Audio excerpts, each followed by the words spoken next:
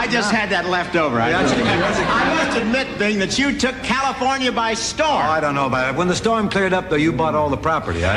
In 1947, Bob Hope and Bing Crosby seemed like Hollywood's perfect duo, but behind their famous road movies was a bitter rivalry. Crosby dismissed Hope as a talentless hack, refused to attend his roasts, and even kept their wives from socializing. Decades later, the truth behind their fractured friendship is finally revealed. Bob Hope was born Leslie Towns Hope on May 29, 1903, in Eltham, England. His father, a stonemason, and his mother, former opera singer, struggled financially. In 1907, his father moved to Cleveland, Ohio for work, and a year later, the family joined him, arriving at Ellis Island in third class. A clerical error listed Bob as 2 years old instead of 4, a mistake that followed him for years. Life in Cleveland was tough. The family took in boarders to make ends meet, but Bob's mother encouraged his love for performing.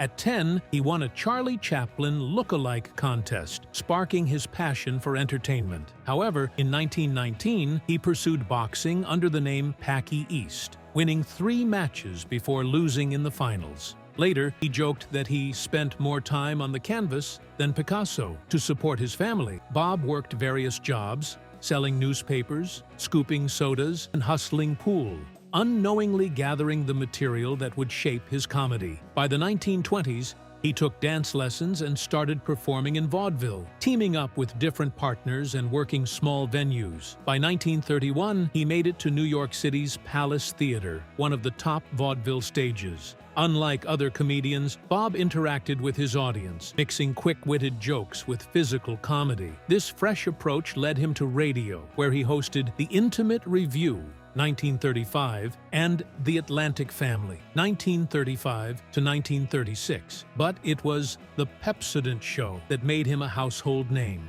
Airing on NBC, The Pepsodent Show became the #1 radio show in America by the early 1940s, staying in the top 5 for over a decade. Hope's humor stood out. Rather than playing fictional characters, he made himself the punchline, turning real events into comedy gold. His writers combed newspapers for fresh material, a formula that later inspired late-night talk show monologues. His success wasn't just commercial, it was cultural. In 1944, he won a Peabody Award for entertaining U.S. troops during World War II, an honor he would earn multiple times in both radio and television. At its peak, The Pepsodent Show wasn't just popular, it was a phenomenon. Bob Hope's influence went beyond entertainment. He became part of American culture. From 1942 to 1945, The Pepsodent Show dominated radio, proving that comedy could unite people even in difficult times. Though radio faded, his impact endured,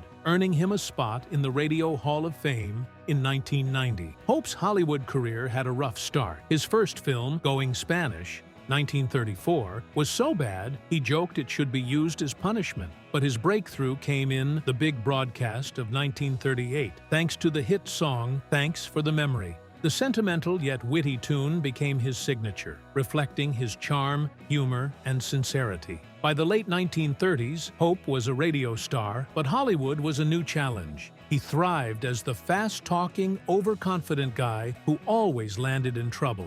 The Cat and the Canary, 1939, blended horror and comedy, establishing his style. Then came Road to Singapore, 1940, the first of the legendary Road to films with Bing Crosby and Dorothy Lamour. Their improvisation, quick wit, and natural chemistry made the series a hit for over 2 decades, with Road to Morocco, 1942, being one of the most beloved. Outside the Road to films, Hope mastered parody. The Paleface, 1948, turned him into a cowardly dentist turned Western hero, while My Favorite Brunette, 1947, spoofed detective films. In The Ghostbreakers, 1940, he mixed horror and comedy, proving he could carry a film on his own. Unlike traditional action stars, Hope didn't fight his way out of trouble. He talked his way out. His first USO tour on May 6, 1941, at Marchfield, California, marked the start of a historic tradition. Soldiers loved his quick, sharp humor, tailored just for them. During World War II, he performed in combat zones, sometimes under enemy fire. His 1944 tour covered 30,000 miles in 2 months, visiting Hawaii, New Guinea, and Australia. Despite the risks, he never stopped, even joking about the danger. Hope's USO tours continued for decades. In Korea, he performed in freezing conditions near battle zones. During Vietnam, despite backlash at home, he brought stars like Anne Margaret and Raquel Welch to boost troop morale. His 1970 Vietnam Christmas special drew 64% of the TV audience. Even at 87, he traveled to Saudi Arabia during Operation Desert Shield in 1990. Having completed 57 USO tours across multiple wars, he was named an honorary veteran in 1997, his most cherished title. Hope transitioned to television in 1947, hosting the first commercial broadcast on KTLA. His breakthrough came in 1950 with NBC's Star-Spangled Review. Instead of a weekly show, he focused on specials, maintaining high-quality productions while balancing films and USO tours. His Christmas specials, filmed for TV starting in 1954, brought Hollywood stars to troops worldwide, creating lasting memories. Bob Hope wasn't just a comedian, he was a cultural icon, a beloved entertainer, and a dedicated supporter of the troops. His legacy remains unmatched. Bob Hope's Christmas specials defined his legacy, bringing laughter and a sense of home to soldiers overseas. His 1970 Vietnam special drew the highest ratings ever for an entertainment broadcast at the time. His final USO tour took place during Operation Desert Shield in 1990, marking nearly 50 years of performing for the troops. His television specials set the foundation for variety and late-night talk shows. With sharp monologues and celebrity guests, he kept audiences engaged. From 1963 to 1967, he also hosted Bob Hope Presents the Chrysler Theater, blending drama and comedy. Between 1950 and 1996, he headlined over 300 TV specials, cementing his influence on American entertainment. Hope's personal life was filled with contradictions. His first marriage, to Grace Louise Troxell in 1933, ended in 1934, though he later denied it ever happened. He secretly supported her financially until her death in 1976. Meanwhile, he began an affair with Dolores Reed in 1933, and later claimed they married in 1934, though records suggest otherwise. Despite the mystery, they remained together for nearly 70 years, adopting 4 children. Publicly, Hope was a devoted husband and Catholic, but privately, he had numerous affairs. In 1949, he had a secret relationship with actress Barbara Payton, but when she demanded more, he cut ties and paid her off. Years later, she exposed their affair in Confidential magazine, damaging his image. Hope stayed silent, and his PR team buried the scandal. But Payton's career never recovered. Hope's long-term affair with Marilyn Maxwell was an open secret in Hollywood, as was his 30-year relationship with Miss World winner Rosemary Franklin. Insiders described women lining up outside his hotel rooms during tours. Dolores knew, but chose to stay, once admitting she doubted he was ever 100% true blue. Hope and Bing Crosby's legendary partnership almost never happened. Road to Singapore, 1940, was passed over by multiple duos before Paramount paired them. Crosby was the bigger star, and Hope was billed third. Initially unsure of their chemistry, the studio played it safe with Dorothy Lamour as the female lead. But once filming began, Hope and Crosby's improvisation transformed the film. Nearly half the dialogue was unscripted, and audiences loved it.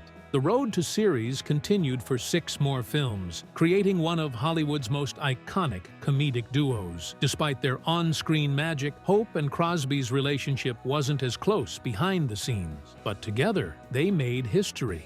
In private, Bing Crosby had little respect for Bob Hope, calling him a talentless hack. While Hope thrived in social settings, Crosby preferred solitude. They weren't friends off-screen, and even their wives never socialized. When Crosby skipped Hope's Friars Club roast, he simply said, "I wasn't hungry." Their rivalry extended to money. Crosby initially earned nearly twice Hope's salary in their road films, but by 1947, Hope renegotiated for equal pay. Their comedic competition became part of their act, with Hope famously quipping, "There's nothing I wouldn't do for Bing, and nothing he wouldn't do for me." And that's how we go through life, doing nothing. At 94, Hope appeared frail at Jimmy Stewart's funeral. A year later, he attended the 50th Primetime Emmy Awards, still connected to Hollywood. In 1999, the Library of Congress honored him with 2 exhibitions. At 97, he made one of his last public appearances at the Hope Classic Golf Tournament. On May 29, 2003, he turned 100. Los Angeles renamed Hollywood and Vine Bob Hope Square, and 35 states declared it Bob Hope Day. Even then, his humor remained sharp. "I'm so old. They've canceled my blood type." On July 27, 2003, Hope passed away at home in Toluca Lake. When asked where he wanted to be buried, he joked, "Surprise me." He was laid to rest at the Bob Hope Memorial Garden. Dolores, his wife of nearly 70 years, lived to 102. After his death, cartoonists drew Bing Crosby welcoming him to heaven, a perfect farewell for a man who spent a century making people laugh.